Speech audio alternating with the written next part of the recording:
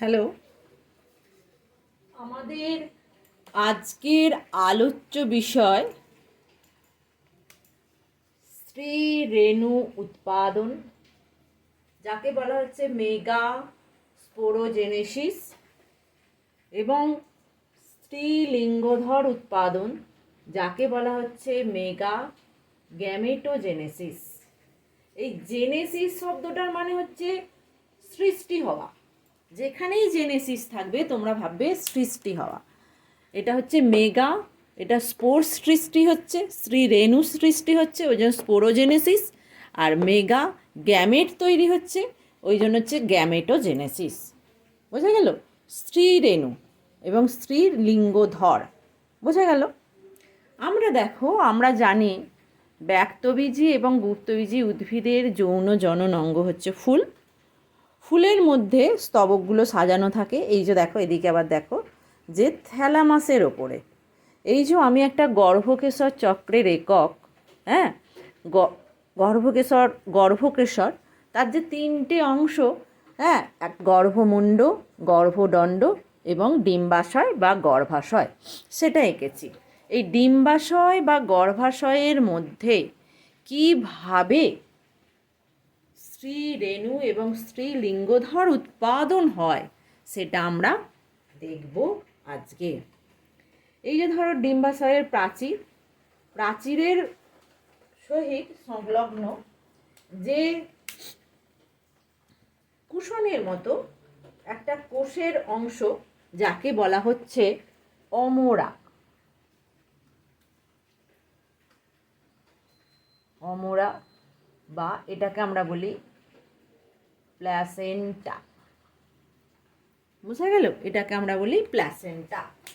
তাহলে অমরা বা প্লাসেন্টা হলো গর্ভাশয়ের ভিতর এক প্রকার টিস্যু, যেখান থেকে এই যে দেখো ডিম্বকটা দেখিয়েছি, ডিম্বক সৃষ্টি হয়। আবার আমি বলতে পারি যে বিশেষ অঙ্গের মাধ্যমে গর্ভাশয়ের ভিতর ডিম্বক সৃষ্টি হয়, সেই বিশেষ অঙ্গটাকে বলা হচ্ছে অমরা বা প্লাসেন্টা। এই যে ধরো এইখানটা অমরা বা প্লাসেন্টা, এই প্লাসেন্টাতে এই যে ডিম্বক সৃষ্টি হয়েছে। বোঝা গেল? এই ডিম্বকের মধ্যে কিভাবে স্ত্রী লিঙ্গধর উৎপাদন করা হয় সেটা আমরা দেখব। এর প্রসঙ্গে প্রথমেই বলি, এই যে ডিম্বকটা সৃষ্টি হয়েছে, ডিম্বক এপিডার্মাল এবং কিছু হাইপোডার্মাল, অর্থাৎ বহির্ত্বকীয় এবং কিছু অধোত্বকীয় কোষ সহ একটি বহুকোষীয় অমরার উপবৃদ্ধি। এই যে বহুকোষীয় অমরা, তার উপবৃদ্ধি হিসেবে প্রথমে পরিস্ফুটিত হয়, প্রথমে সৃষ্টি হয় হচ্ছে ডিম্বক। বোঝা গেল? এই যে ডিম্বক প্রথমে সৃষ্টি হলো বহির্কোষীয় অমরার উপবৃদ্ধি রূপে, তারপর কি হয়, এই ডিম্বকের মধ্যে, এখান থেকে আমি দেখো এইখানে বলছি, ডিম্বকের মধ্যে প্রথমে সৃষ্টি হয় ভ্রূণ পোষক কলা।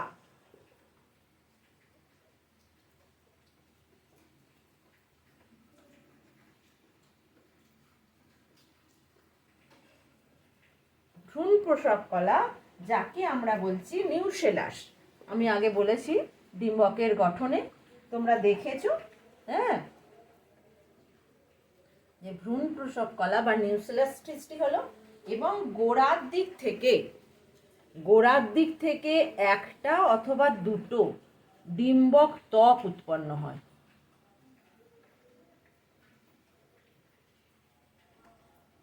এই ডিম্বক ত্বককে বলা হয় ইন্টিগ্রুমেন্ট। আমরা যখন ডিম্বকের গঠন পড়েছিলাম তখন কিন্তু ডিম্বকের এই অংশগুলো সম্বন্ধে আমরা জেনেছিলাম। বুঝে গেল? তাহলে দেখো, ওইটা দেখা যাচ্ছে না।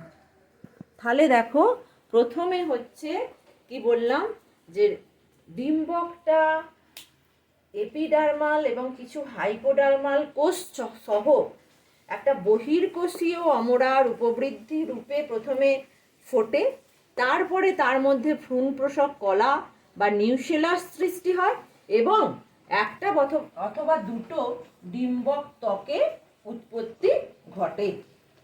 বোঝা গেল তাহলে? এই যে ভ্রূণ প্রসব কলার উৎপত্তি হলো, এই ভ্রূণ প্রসব কলার মধ্যে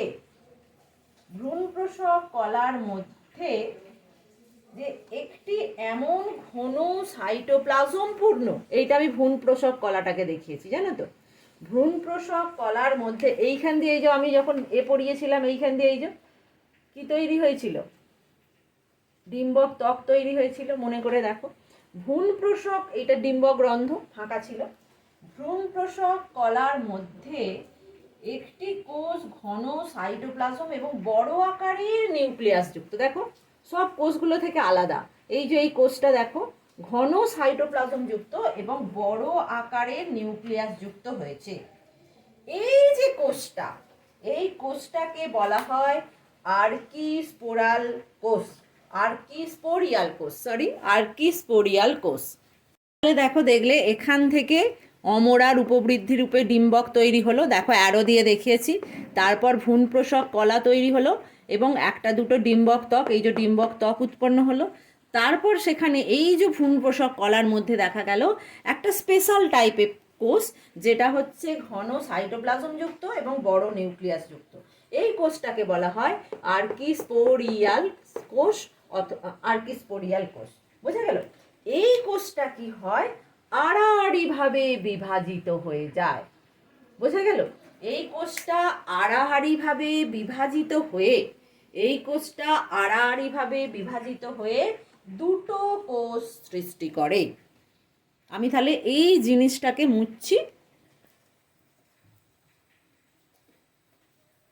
দেখো, এই যে আর্কিস্পোরিয়াল সেল আড়াআড়িভাবে বিভাজিত হয়ে দুটো কোষ সৃষ্টি করে। এই দুটো কোষ দেখো এইখানে এই যে সৃষ্টি হয়েছে দেখিয়েছি। এই দুটো কোষের মধ্যে বাইরের দিকের এই যে কোষটা, সেই বাইরের দিকের কোষটাকে বলা হয় প্রাথমিক প্রান্তীয় কোষ, প্রাইমারি প্যারাইটাল সেল। এই যে প্রাইমারি প্যারাইটাল সেল উলম্বভাবে বিভাজিত হয়ে প্রান্তীয় কোষসমূহের প্রাচীর গঠন করে। বোঝা গেল? তাহলে এই প্রাইমারি প্যারাইটাল সেল কিভাবে উলম্ব বিভাজন হয়ে প্রান্তীয় যে কোষসমূহ আছে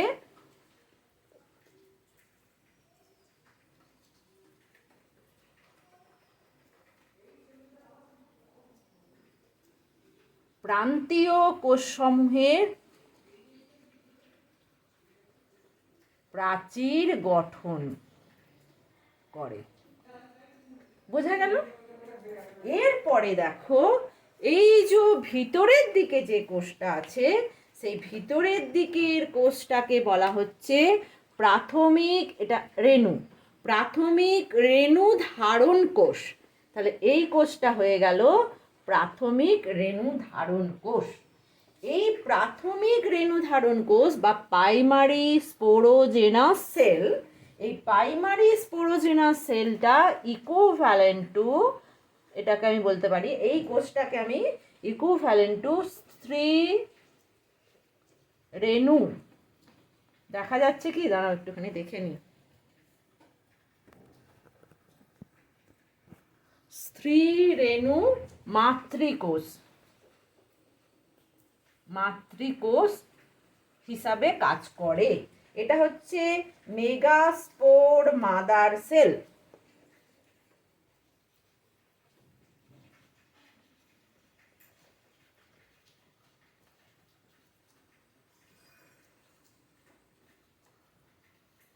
এই মেগাস্পোর মাদার সেলকে বলা হয় MMC। তোমাকে যদি বলে MMC কি, সেটা তুমি বলতে পারবে, মেগাস্পোর মাদার সেল। এর ক্রোমোসোম সংখ্যা হচ্ছে কিন্তু 2n। এটা হচ্ছে তার মানে কি সেল? ডিপ্লয়েড কোষ। এটা তাহলে কি কোষ? এটা হচ্ছে ডিপ্লয়েড কোষ। এই যে দেখো, আর্কিস্পোরিয়াল কোষ আড়াআড়িভাবে বিভাজিত হয়ে এই কোষটা তৈরি করেছে। করে সেখান থেকে আমরা কি পেলাম, এমএমসি অর্থাৎ স্ত্রী রেণু মাতৃকোষ পেলাম। অনেক সময় এই বিভাজনটা হয় না। এই যে আর্কিস্পোরিয়াল কোষ আছে, এই আর্কিস্পোরিয়াল কোষই স্ত্রী রেণু মাতৃকোষ রূপে ভূমিকা পালন করে। বোঝা গেল? তাহলে আমরা কি পেয়ে গেলাম দেখো, স্ত্রী রেণু মাতৃকোষ পেয়ে গেলাম। এই যে দেখো যেভাবে আমি ধাপে ধাপে এর অরিজিন থেকে বোঝাচ্ছি, এইভাবে পড়লে তবে আমার মনে হয় পড়াটা ঠিকঠাক হবে। এইবার দেখো এখানে আমি অ্যারো দিয়ে এই দিকে করছি। এই যে স্ত্রী রেণু মাতৃকোষটা, আমি এইখান থেকে অ্যারোটা দিই, এই কোষটা স্ত্রী রেণু মাতৃকোষটা এইবার কি হবে, এটা হবে এর মধ্যে এবার মিওসিস বিভাজন হবে।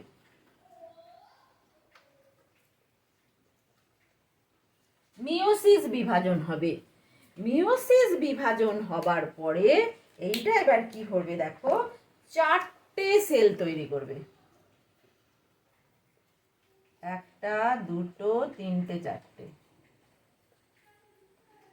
দেখো চারটে সেল তৈরি করলো। এই সেলগুলোর পাশে নিউক্লিয়াস আছে। এইটা কিন্তু ভুললে হবে না, ডিম্বকের গঠন তোমরা পড়েছো যে সেলগুলোর পাশে ধরো আছে, হ্যাঁ নিউক্লিয়াস আছে, ঠিক আছে, এরকম করে নিউক্লিয়াস আছে সেলগুলোর পাশে। নিউক্লিয়াসের চারপাশে দেখো আমি এখানে দেখিয়েছিলাম উপরের ছবিটাতে কি আছে, এখানে দুটো কিংবা একটা কি আছে, ডিম্বক ত্বক আছে। আর এই ডিম্বক ত্বকটা যেখানে নেই, এইটা হচ্ছে ডিম্বক রন্ধ্র। এই অংশটা কি, ডিম্বক রন্ধ্র।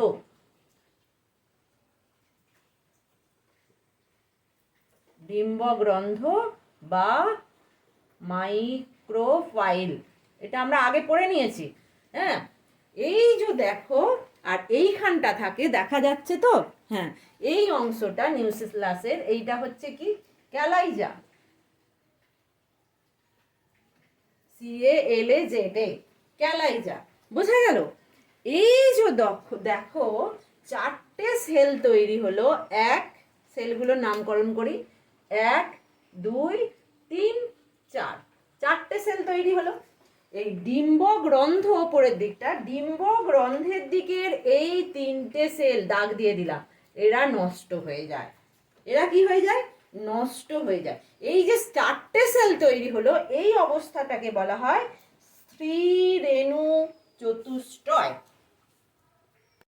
এটা এই যে স্ত্রী রেণু মাতৃকোষ বিভাজিত হয়ে মেগাস্পোর মাদার সেল এমএমসি তৈরি করলো, যার ক্রোমোসোম সংখ্যা 2n। এটা মিওসিস বিভাজনের মাধ্যমে চারটে কোষ তৈরি হলো, হ্যাঁ, যেটাকে বলা হয় স্ত্রী রেণু চতুষ্টয় বা বলা হয় লিনিয়ার টেট্রাড। তাহলে তোমাকে যদি বলে লিনিয়ার টেট্রাড কি, তার উত্তরটা তাহলে এখান থেকে তোমাকে দিতে হবে যে লিনিয়ার টেট্রাড কি। লিনিয়ার টেট্রাড কি, এই যে দেখো এই যে লিনিয়ার টেট্রাড তৈরি হলো, তার মধ্যে এই যে ডিম্বক রন্ধ্রের দিকে মাইক্রোপ্রাইলের দিকে তিনটে কোষ কি হয়ে যাবে, নষ্ট হয়ে যাবে। দেখি এবার সেইটা, তাহলে এই যে ডিম্বক রন্ধ্রের দিকে তিনটে কোষ নষ্ট হয়ে গেল। এই যে চতুর্থ কোষটা, এই চতুর্থ কোষটা কি করবে, চতুর্থ কোষটা স্ত্রী মানে রেণু হিসেবে কাজ করবে, যেটা ডিম্বক মূলের দিকে বা ক্যালাইজাল এন্ডের দিকে অবস্থিত। সেটাই হয়ে যাবে কি, সেটাই হয়ে যাবে মেগাস্পোর। এই যে স্ত্রী রেণু,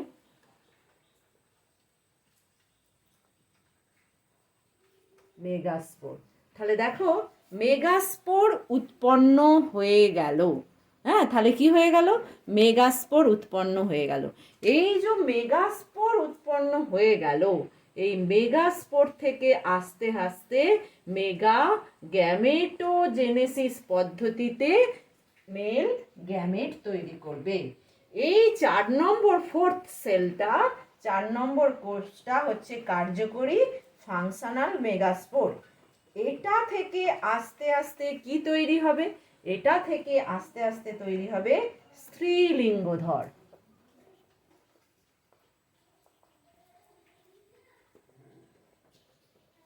এটা থেকে তৈরি হবে স্ত্রীলিঙ্গধর, বা এটাকে আমরা বলতে পারি ফিমেল গ্যামেটোফাইট বা রেণুস্থলী বা এমবায়ো স্যাক।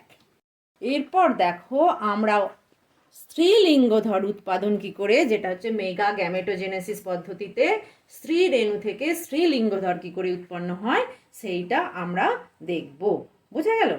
এইখানে কি হয়, এই তাহলে আমি বলতে পারি এই যে স্ত্রী রেণু, এই স্ত্রী রেণু এটা হচ্ছে এন সংখ্যক ক্রোমোজোম বিশিষ্ট।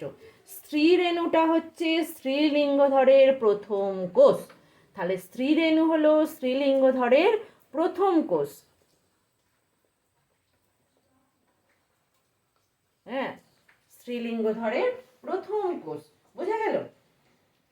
এরপরে দেখো ভ্রূণ পোষক থেকে এই যে ভ্রূণ পোষক আছে, এইদিকে ছবিটায় দেখা যাচ্ছে, এই ভ্রূণ পোষক কলা থেকে এই চতুর্থ কোষটা কি হবে, পুষ্টি সংগ্রহ করবে। পুষ্টি সংগ্রহ করে এটা হবে বৃদ্ধি পাবে, বৃদ্ধি পাবে। এবং এই যে একটা নিউক্লিয়াস থাকবে বৃদ্ধি পেয়ে এইটা মাইটোসিস পদ্ধতি বৃদ্ধি পেল। তারপরে কোষটা দেখো, আমি এখানে কোষটা এঁকেছি, এই যে নিউক্লিয়াস আছে, মাইটোসিস পদ্ধতিতে দুটো নিউক্লিয়াস তৈরি করবে। দেখো আমি এখানে আঁকছি, দুটো নিউক্লিয়াস তৈরি করলো মাইটোসিস পদ্ধতিতে, দুটো নিউক্লিয়াস তৈরি করবে। তারপরে কি হবে, এই নিউক্লিয়াসগুলো আবার একবার মাইটোসিস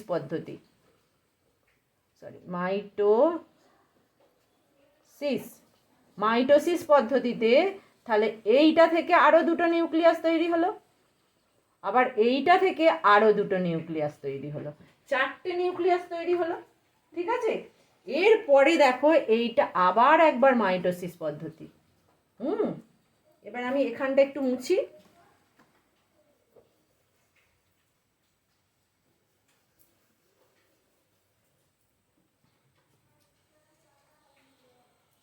তাহলে এইটা থেকে সবগুলো থেকে দুটো করে হবে মাইটোসিস পদ্ধতিতে। দেখো আমি এই জন্য দুটো দিচ্ছি, যেমন এখান থেকে দুটো হয়ে এই যে এইটা হয়েছে, আবার এখান থেকে দুটো, তাহলে দুটো দুটো চারটে, চারটে পাঁচটা ছটা সাতটা আটটা নিউক্লিয়াস তৈরি হয়ে গেল।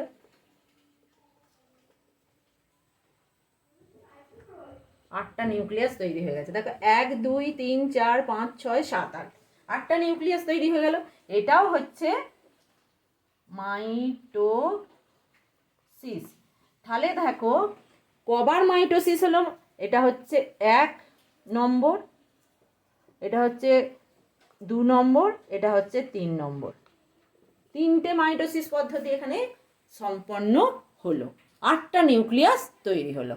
এরপরে দেখো এই যে ডিম্বক রন্ধ্র এদিকে আছে, ডিম্বক রন্ধ্রের দিকে চারটে কোষ গেছে, আর এই দিকটা ডিম্বক মূল। হ্যাঁ, ডিম্বক রন্ধ্রের দিকে চারটে কোষ গেছে, আর ডিম্বক মূলের দিকে চারটে কোষ গেছে। ডিম্বক মূল হচ্ছে ক্যালাইজা, আর এটা হচ্ছে মাইক্রোপাইল।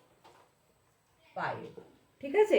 তাহলে এই যে ডিম্বক রন্ধ্রের দিকে চারটে কোষ গেছে, একে বলা হয় ডিম্বক গ্রন্থীয় নিউক্লিয়াস চতুষ্টয়।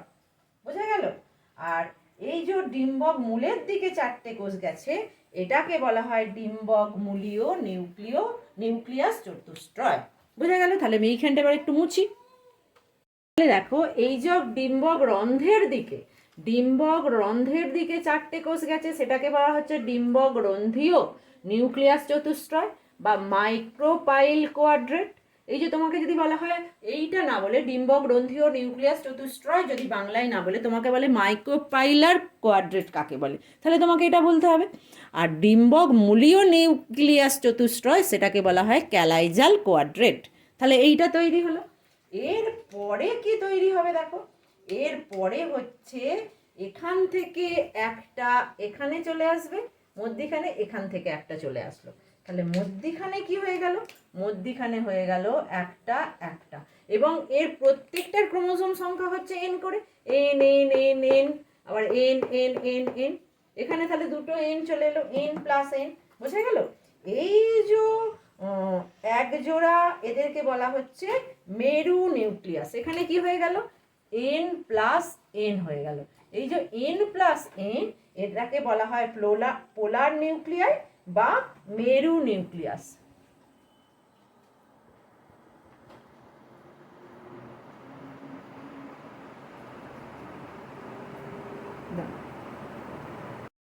ধরো মেরু নিউক্লিয়াস বা পোলার নিউক্লিয়াই, এটা হচ্ছে N+N।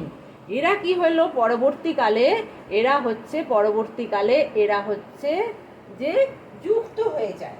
হ্যাঁ, এরা পরবর্তীকালে কি গঠন করে, 2N একটা নিউক্লিয়াস গঠন করে ডিপ্লয়েড, সেটাকে বলা হয় নির্ণীত নিউক্লিয়াস।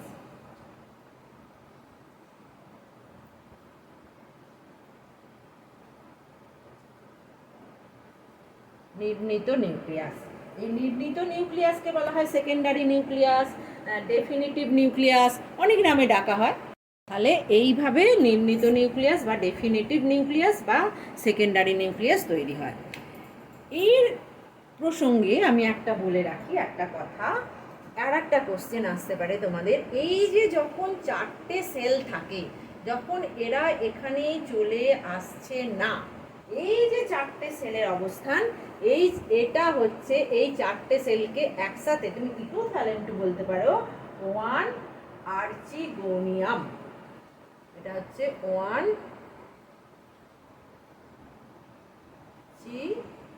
আর্চিগোনিয়াম, এটা একটা আর্চিগোনিয়াম, আর এইটাও হচ্ছে একটা কি 1 আর্চিগোনিয়াম। তাহলে দেখো এই একটা আর্চিগোনিয়াম থেকে একটা সেল চলে এসছে, আর এই একটা আর্চিগোনিয়াম থেকে একটা সেল চলে এসছে। তাহলে এই যে ফিমেল বা স্ত্রীলিঙ্গধর উৎপাদন, সেখানে দুটো আর্চিগোনিয়াম তৈরি হচ্ছে যখন 8টা নিউক্লিয়াস থাকছে এমব্রায়ো স্যাকে। এই যে পুরোটাকে বলা হচ্ছে এমব্রায়ো স্যাক। এই এমব্রায়ো স্যাকে 8টা নিউক্লিয়াস থাকছে, বুঝে গেল? এবং যখন এটা এই নির্ণীত নিউক্লিয়াস তৈরি হয়ে যাচ্ছে, তখন দেখো এই নিউক্লিয়াসগুলো আর থাকছে না, মুছে দিলাম। এই নিউক্লিয়াসগুলো যখন থাকছে না, তখন সেটাকে বলা হচ্ছে 7 সেল এমব্রায়ো, এটাকে তখন বলা হচ্ছে 7 সেল এমব্রায়ো স্যাক। তখন এটাকে বলা হচ্ছে 7 সেল এমব্রায়ো স্যাক। এই যে দেখো, এই যে 7 সেল এমব্রায়ো স্যাকের মধ্যে এটা হচ্ছে হ্যাপ্লয়েড এমব্রায়ো স্যাক, যার মধ্যে কেবলমাত্র নির্ণীত নিউক্লিয়াসটা হচ্ছে একমাত্র ডিপ্লয়েড কোষ। এটা মনে রাখতে হবে, যেটা হচ্ছে হ্যাপ্লয়েড, এটা হচ্ছে হ্যাপ্লয়েড এমব্রায়ো স্যাক, যার মধ্যে কেবলমাত্র ডেফিনিটিভ নিউক্লিয়াস বা সেকেন্ডারি নিউক্লিয়াস বা নির্ণীত নিউক্লিয়াস হচ্ছে একমাত্র ডিপ্লয়েড সেল। বোঝা গেল? এরপরে দেখো যে কিভাবে এটা হচ্ছে। এই যে পদ্ধতিতে তৈরি হলো, এর পরবর্তী পর্যায়টা বলবো। হ্যাঁ, এটা হচ্ছে মনোস্পোরিক পলিগোনাল টাইপ। এটা হচ্ছে তোমার 80% যে বীজযুক্ত যে গাছ, 80% বীজযুক্ত গাছে এই পদ্ধতিতে স্ত্রীলিঙ্গধর উৎপাদন হয়। সর্বশেষ এই যে ডিম্বক থলি, এই ডিম্বক থলির গঠনটা কি হয়, এই যে টিপ টিপ টিপ টিপ টিপ টিপ করে দিচ্ছি, এই ডিম্বক থলির গঠনটা কি হয়, এইখানটা দেখতে পাচ্ছ, এইটা হচ্ছে নিউসেলাস, এইটা কি, এইটা হচ্ছে নিউসেলাস। হ্যাঁ, এটা হচ্ছে ক্যালাইজা, ডিম্বক মূল। এইটা হচ্ছে এই যে দেখতে পাচ্ছ ফাঁকা, এইটা হচ্ছে ডিম্বক রন্ধ্র, আর এইটা হচ্ছে ডিম্বক ত্বক।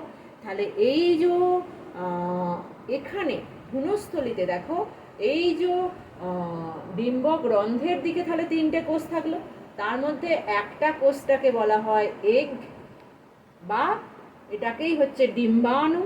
হ্যাঁ, এবং দুটো কোষকে বলা হয় সহকারী কোষ বা হেল্প সেল বা সাইনার্জিটস, হ্যাঁ, বা কোঅপারেটিভ সেল বা পোটেনশিয়াল সেল। এই সেল দুটোকে অনেক নামে ডাকে।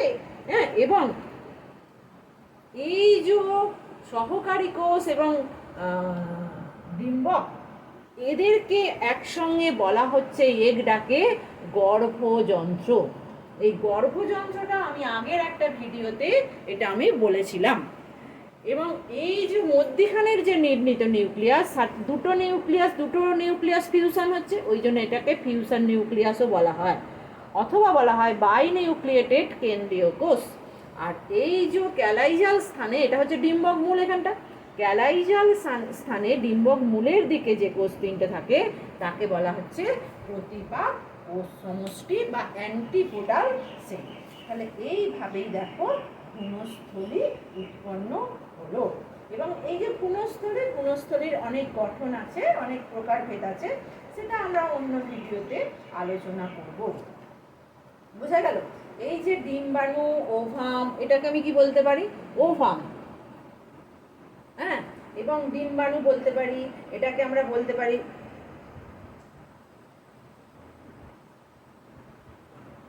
ডিম্বাণু, উস্ফিয়ার বলতে পারি, হ্যাঁ, ডিম্বাণু বলতে পারি, এগ বলতে পারি, ওভাম বলতে পারি।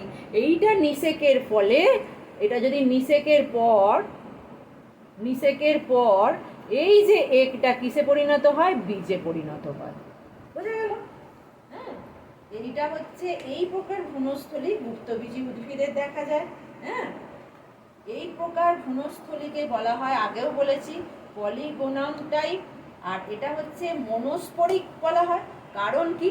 এই প্রকার ভ্রূণস্থলীটা একটা কার্যকরী স্ত্রী রেণু থেকে উৎপন্ন হয়। এই একটা কার্যকরী স্ত্রী রেণু থেকে উৎপন্ন হয় বলে এটাকে বলা হয় মনোস্পরিক। বোঝা গেল? এই প্রসঙ্গে আর একটা বলি, এই যে তিনটে, হ্যাঁ, ডিম্বক রন্ধ্রের দিকে তিনটে কোষ, তাহলে আমি এইটাকেই কেন এগ বললাম? এগুলোর মধ্যে একটাকে এগ বলতে পারতাম, কারণ যে কোষটা, এই তিনটে কোষের মধ্যে প্রতিটা কোষই প্রাচীরবিহীন, এখানের কোষগুলোও প্রাচীরবিহীন, কিন্তু যে কোষটা সাইটোপ্লাজম দ্বারা, প্রতিটা কোষে সাইটোপ্লাজম থাকবে, যে কোষটা ঘন সাইটোপ্লাজম থাকবে, অপেক্ষাকৃত বড় কোষ, সেটাকেই আমরা এগ রূপে, সেটাই এগ হিসেবে ভূমিকা পালন করে। বোঝা গেল? যেটা ঘন সাইটোপ্লাজম যুক্ত দ্বারা আবৃত এবং হচ্ছে যে কোষটা অপেক্ষাকৃত বড়, সেটাই এগ, এই তিনটে কোষের মধ্যে। বোঝা গেল? তাহলে আজকের ভিডিওটা আমি এখানেই শেষ করলাম। তাহলে আজকে আমরা এখানে শেষ করলাম যে আমাদের স্ত্রী রেণু উৎপাদন মেগা স্পোরোজেনেসিস এবং স্ত্রীলিঙ্গধর উৎপাদন মেগা গ্যামেটোজেনেসিস, এই দুটো পদ্ধতি।